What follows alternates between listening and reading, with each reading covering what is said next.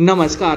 प्रभा साक्षी podcast में आप सभी का स्वागत है। आज के इस पॉडकास्ट में हम बात करेंगे कि कांटे की चुनावी लड़ाई वाले हिमाचल के विधानसभा चुनाव में इस बार बहुत कुछ नया है। तो आइए सुनते हैं आज के इस पॉडकास्ट को। लेकिन उससे पहले अगर आपने हमारे चैनल को सब्सक्राइब नहीं किया है तो जरूर कर ले, ताकि हर रोज आप ऐसे ही इंटरेस्टिंग और जानकारीपूर्ण पॉडकास्ट सुन सके। हिमाचल प्रदेश में 68 सदस्यीय विधानसभा के चुनावों की तारीखों को ऐलान के साथ ही चुनावी शंखनाद हो गया है। देखा जाए तो हिमाचल का चुनाव कोरोना काल के बाद पहला चुनाव भी है जिसमें किसी तरह का कोविड प्रोटोकॉल नहीं होगा।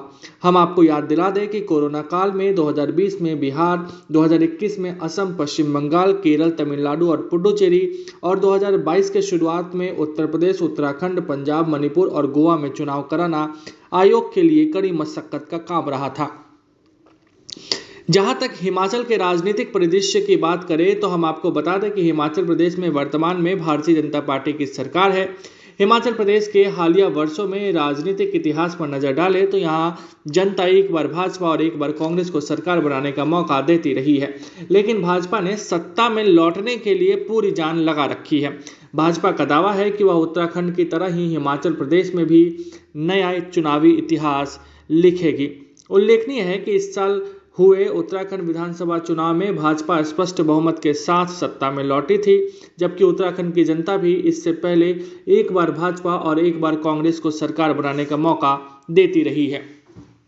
हिमाचल प्रदेश विधानसभा चुनाव इस मायने में अहम है कि आज़ाद भारत में हिमाचल का यह पहला चुनाव होगा जब कांग्रेस के दिग्गज नेता वीरभद्र सिंह की अनुपस्थिति में यह चुनाव होने वाला है।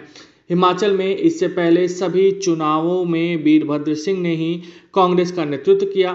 उनके निधन के बाद कांग्रेस की प्रदेश इकाई विभिन्न धड़ों में बटी हुई है। हाल में ही कांग्रेस के प्रदेश कार्यकारी अध्यक्ष समेत कई और नेता भाजपा में शामिल हो चुके हैं। कांग्रेस ने यहां चुनाव प्रचार भी उस दिन शुरू किया जिस दिन चुनाव की तिथियों का ऐलान हुआ, जबकि भाजपा यहां 2 महीने पहले से ही रोड शो और जनसभाएं कर रही है। प्रधानमंत्री नरेंद्र मोदी लगातार यहां के दौरे कर रहे हैं। एक दिन पहले ही उन्होंने राज्य को वंदे भारत एक्सप्रेस ट्रेन देने के साथ ही विभिन्न विकास परियोजनाओं की सौगात दी और 2 जिलों में जनसभाओं को भी संबोधित किया। प्रधानमंत्री हाल ही में कुल्लू दशहरा महोत्सव में भी शामिल हुए थे। भाजपा अध्यक्ष जेपी नड्डा भी लगातार हिमाचल प्रदेश का दौरा कर रहे हैं। कांग्रेस की तरह यहां भाजपा में कोई गुट नजर नहीं आता है, बल्कि पूरी पार्टी एकजुट नजर आ रही है।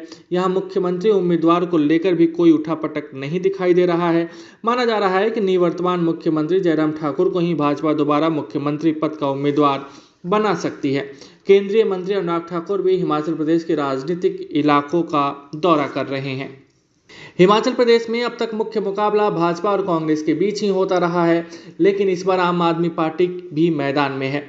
आम आदमी पार्टी अपनी मुफ्त रेवड़ी वाली संस्कृति से हिमाचल के लोगों को लुभाने की कोशिश कर रही है, इसलिए देखना होगा कि हिमाचल की जनता इस पार्टी को कितना आशीर्वाद देती है। हिमाचल प्रदेश में विकास जहां चुनावी मुद्दा है, वहीं पुरानी पेंशन योजना भी बहाली की मांग लगातार तेज होती दिखाई दे रही है। केंद्र की मोदी सरकार ने हाल ही में हिमाचल में हाटी समुदाय को जनजाति का दर्जा दिया था।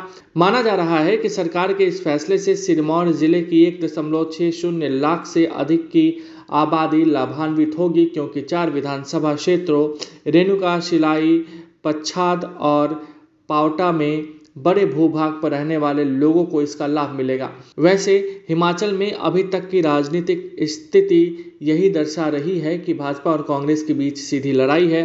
कांग्रेस जिन आंतरिक संकटों से जूझ रही है, यदि उसके बीच हिमाचल में वह कुछ कर पाई तो यकीनन उसके लिए उत्साह की बात होगी, लेकिन यदि भाजपा अपनी सत्ता बरकरार रखने में सफल रही तो उसका विजय रथ और आगे बढ़ेगा।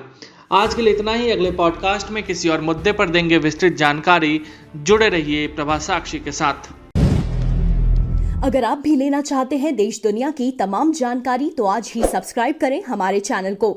साथ ही नीचे दिए बेल आइकन को जरूर दबाएं ताकि हर अपडेट आप तक पहुंच सके।